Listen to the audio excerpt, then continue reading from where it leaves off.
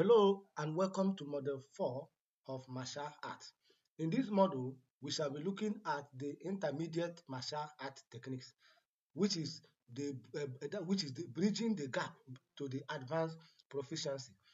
The model content that we should be looking at here include intermediate striking combination and defense, counter-attack strategies and tactical movements, intermediate grappling and throwing techniques.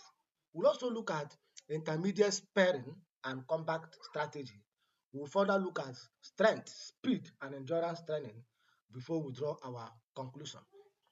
Let us begin with the introduction. That is the next level. What intermediate means? At the intermediate level, you move beyond individual techniques. Your training now focuses on integration, that is combining attack and defense smoothly.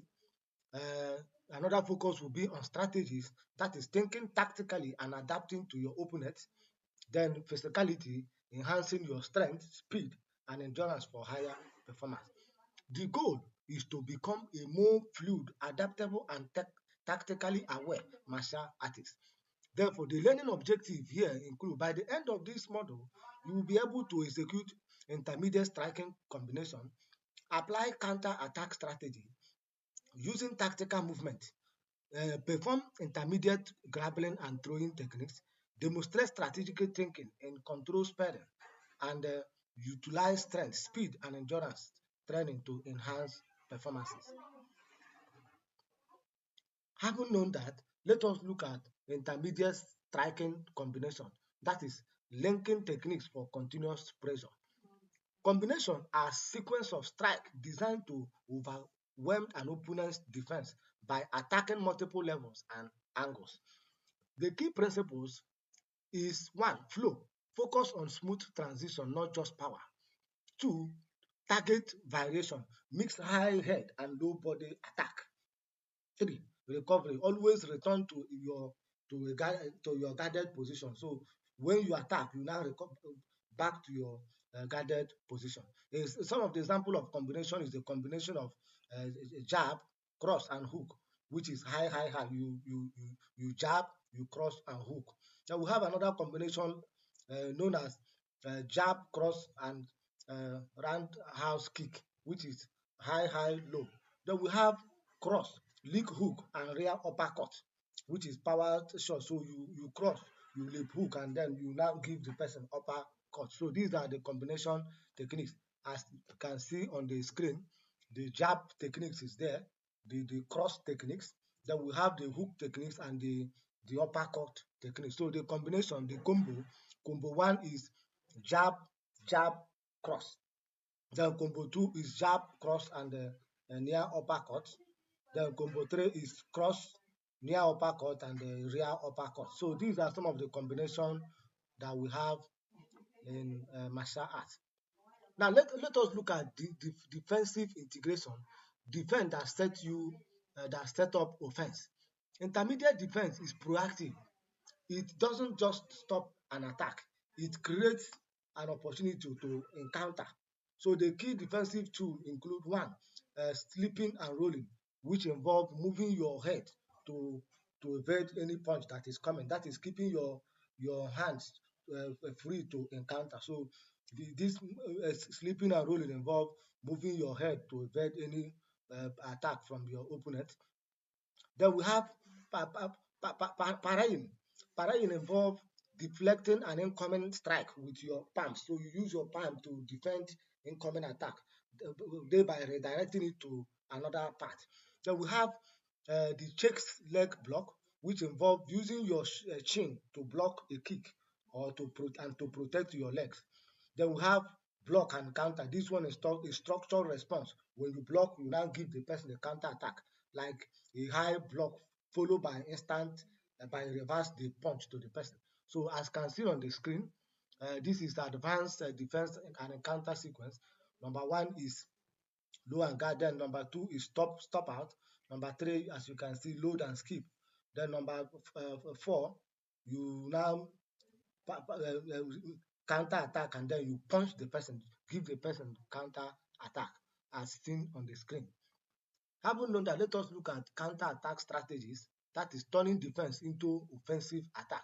A successful counter attack uses the opponent's momentum and commitment against them. So the core strategies is evade and encounter. Here you avoid the blow that is coming, then you encounter, which involves slip a punch and immediately fire back. Then we have parry and encounter. This one involve redirect a strike and hit the low and hit the now open target. So this one you redirect the attack and then you give the opponent counter attack. We have catch and counter. This one involve you catch a kick and sweep the rounding leg and then you now strike the person. Then we have intercepting counter, which involves strike the opponent as they begin their attack. So these guys, as you can see on the screen, number one is block and deflect. You block the punch that is coming, and then you now attack. Then number two is counter setup. Then number three is counter attack. Then number four is counter attack. You now give the person, the opponent, the blow. So this has been shown on the screen. Having known that, let us look at the tactical movement and footwork. So this one involves tactical movement and your footwork, which entails controlling your space and your angles. So movement is your primary tool for controlling the fight. So the key movement include forward and backward. So this one you move forward, you move backward to close the distance and create a space. Then we have lateral movement, which is side step.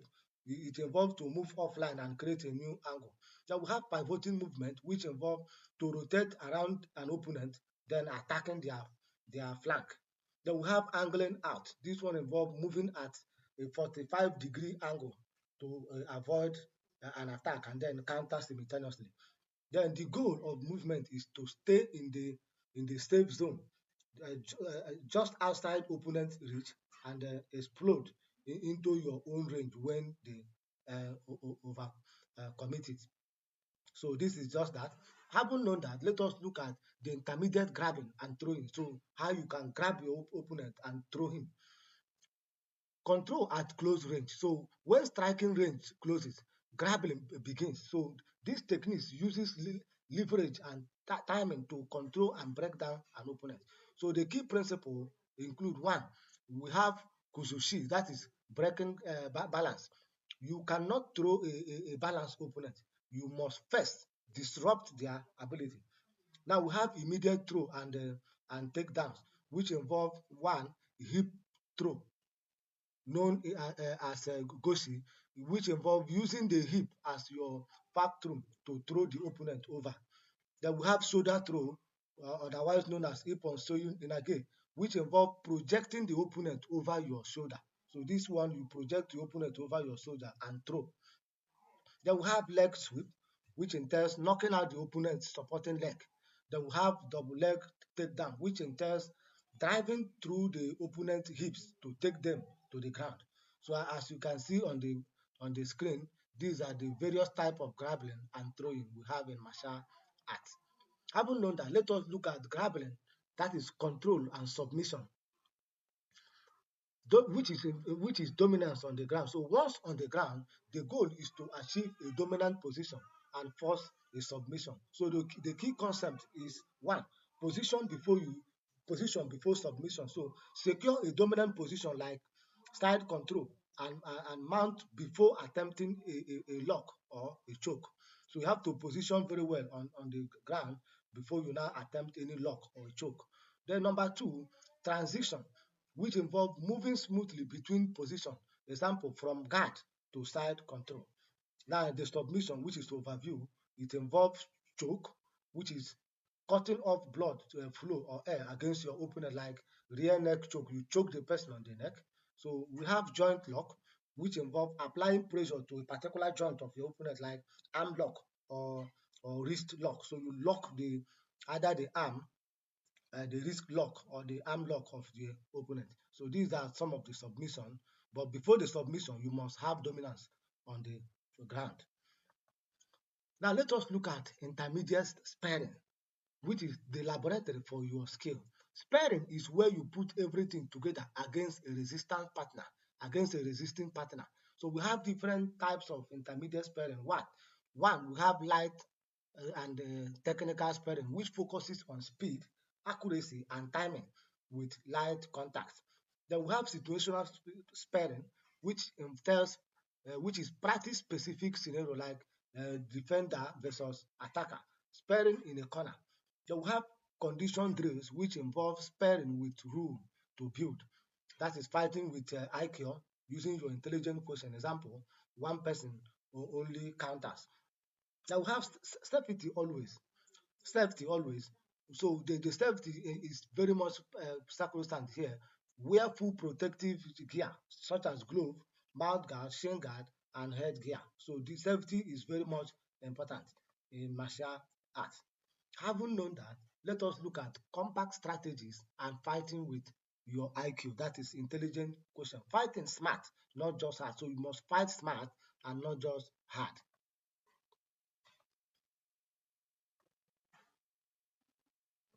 So you must fight smart, not just hard. So you are fighting with your intelligent quotient.